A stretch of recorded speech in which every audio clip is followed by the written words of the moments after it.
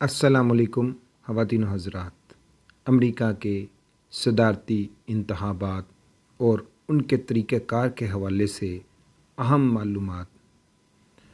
अमरीका में सदारती तर्ज़ हुकूमत राइज है। अमरीकी कानून के मुताबिक हर 4 साल बाद नवंबर के महीने में पहले मंडे के बाद आने वाले मंगल को सदारती इंतख़ाब मुनक्किद होता है।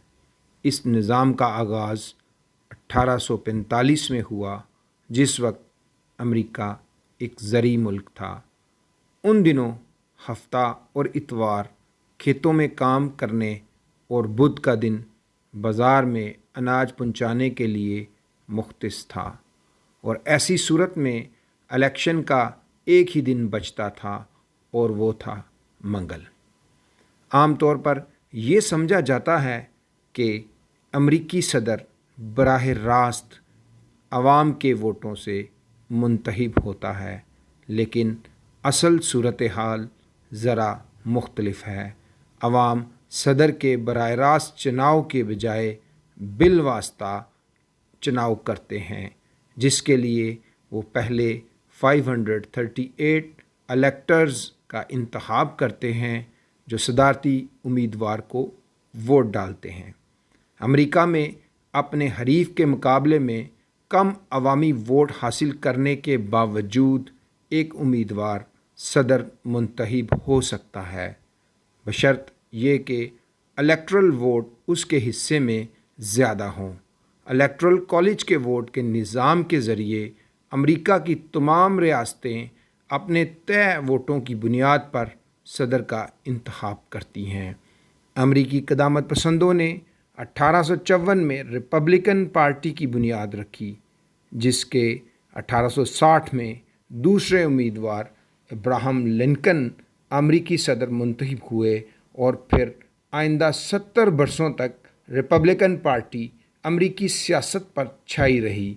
इसके बाद जब अमरीका माशी बहरान ग्रेट डिप्रेशन से दोचार हुआ तो डेमोक्रेटिक पार्टी ने रिपब्लिकन को इसका ज़िम्मेदार करार दिया, और फिर अगले 50 सालों तक मुल्की सियासत पर बरेजमान हो गई। अमरीकी सदारती इंतखाब में सबसे अहम मगर पाचीदा इदारा इलेक्ट्रल कॉलेज है। बुनियादी तौर पर ये एक ऐसा इदारा है जो सदर का इंतखाब करता है। इस कॉलेज के अरकान की, जिन्हें इलेक्टर भी कहा जाता है, आवाम के वोटों से मुंतखब होते हैं। सदारती इंतखाब के दिन रजिस्टर्ड वोटर्स मकामी पोलिंग स्टेशंस पर जाकर सदर के इंतखाब के लिए वोट डालते हैं, मगर ये वोटिंग असल में उन इलेक्टर्स के लिए होती है जो ख़त्मी तौर पर सदर का इंतखाब करते हैं। हर रियासत में वोटर जिस बैलेट पेपर के ज़रिए अपना वोट कास्ट करते हैं उस पर दर्ज होता है इलेक्टर्स बराए फ़लाँ प्रेसिडेंशियल कैंडिडेट, यानी कि फ़लाँ उम्मीदवार का नाम। फिर हर रियासत में वोटिंग के नताइज की बुनियाद पर जीतने वाले उम्मीदवार को मखसूस तादाद में नुमाइंदे या इलेक्टर मुख्तस किए जाते हैं जो इलेक्ट्रल कॉलेज तश्कील देते हैं। ज़्यादा आबादी वाली रियासतों के पास ज़्यादा नुमाइंदे या इलेक्टर होते हैं, कम आबादी वाली रियासतों के कम नुमाइंदे होते हैं। आम इंतखाब के एक माह बाद ये नुमाइंदे या इलेक्टर अपना वोट डालते हैं। माजी में ये इलेक्टर्स अपनी मर्ज़ी से भी वोट डाल सकते थे, लेकिन अब कानूनी तौर पर ये इलेक्टर्स सिर्फ़ उसी उम्मीदवार के लिए वोट डाल सकते हैं जिसके नाम पर उन्होंने आवाम से वोट लिए होते हैं। हर रियासत में इलेक्ट्रल कॉलेज के अरकान की तादाद उसकी आबादी के तनासुब से तय होती है, जबकि इलेक्टर्स की कुल तादाद 538 है। हर रियासत की ऐवान नुमाइंदगान हाउस ऑफ रिप्रेजेंटेटिव में जितनी सीटें होती हैं और उसके जितने सेनेटर्स सेनेट में होते हैं, उतने ही उसके इलेक्ट्रल कॉलेज में इलेक्टर्स होते हैं। यानी अगर आप अमेरिका में किसी रियासत में कांग्रेस में 10 सीटें हैं और उसकी सेनेट में 2 सीटें हैं, तो उस रियासत से इलेक्ट्रल कॉलेज में जाने वाले इलेक्टर्स की कुल तादाद 12 होगी। अमेरिका में ریاست کیلیفورنیا کے سب سے زیادہ 55 الیکٹرز ہیں، جبکہ کم آبادی والی ریاستوں جیسے وائیومنگ، الاسکا اور نارتھ ڈیکوٹا میں ان کی تعداد 3 ہے، جو کہ کسی بھی ریاست کے لیے کم سے کم مقرر کردہ تعداد ہے۔ عموماً ریاستیں اپنے تمام الیکٹرل کالج ووٹ اسی امیدوار کو دیتی ہیں جسے ریاست میں عوام کے زیادہ ووٹ ملے ہوں۔ صرف 2 ریاستیں ایسی ہیں جو اپنے الیکٹرل کالج ووٹ امیدوار کو ملنے والے ووٹوں کے تناسب سے تقسیم کرتی ہیں۔ امریکہ کی ریاست کیلیفورنیا کے اگر 55 الیکٹرز میں سے ریپبلکن امیدوار 28 ووٹ حاصل کر لیتا ہے تو ریاست کے تمام 55 الیکٹرل ووٹ اسی کے نام ہو جائیں گے۔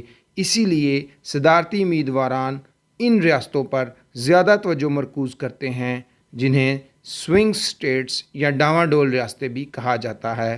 یہ ایسی ریاستیں ہیں جہاں نتائج میں پلڑا کسی بھی امیدوار کا بھاری ہو سکتا ہے۔ صدارتی امیدوار جتنی زیادہ ریاستیں جیتتے ہیں اس کے الیکٹرل ووٹ انہیں وائٹ ہاؤس کے قریب لے جاتے ہیں۔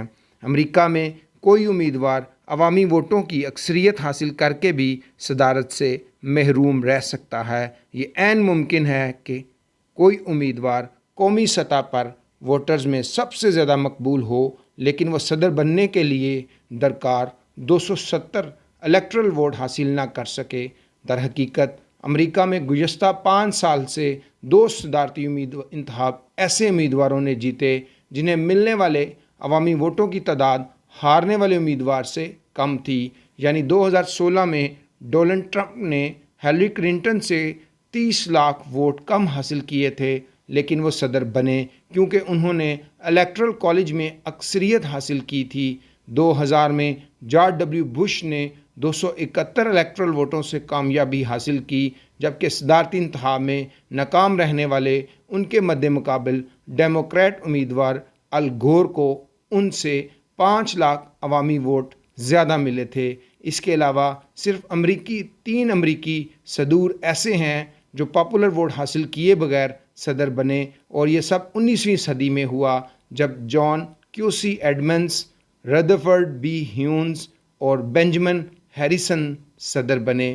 امریکہ میں 2 بڑی سیاسی جماعتیں ڈیموکریٹ اور ریپبلکن ہیں، جن کے 538 سیٹوں پر الیکٹر کے اپنے امیدوار کھڑے ہوتے ہیں جنہیں امریکی عوام اپنے ووٹ دے کر منتخب کرتے ہیں۔ جس پارٹی کے زیادہ الیکٹر جیت جائیں اسی پارٹی کا صدر آنا کم و بیش یقینی ہوتا ہے۔ یہی منتخب الیکٹرل امریکی نمائندگان ہاؤس آف ریپرزینٹیٹیو اور سینٹ کے ممبر بھی قرار پاتے ہیں۔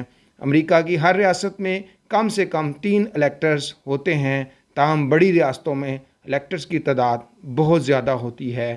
ریاست کیلیفورنیا سب سے بڑی ریاست ہے جہاں کے الیکٹرل ووٹس 55 ہیں۔ اسی طرح ٹیکساس کا نمبر آتا ہے جہاں 34 الیکٹرل ووٹ ہیں۔ جیتنے والے امیدوار کو حتمی کامیابی کے لیے الیکٹرل کالج کے 538 میں سے کم از کم 270 ارکان کے ووٹ حاصل کرنے ہوتے ہیں۔ Thank you very much. السلام علیکم۔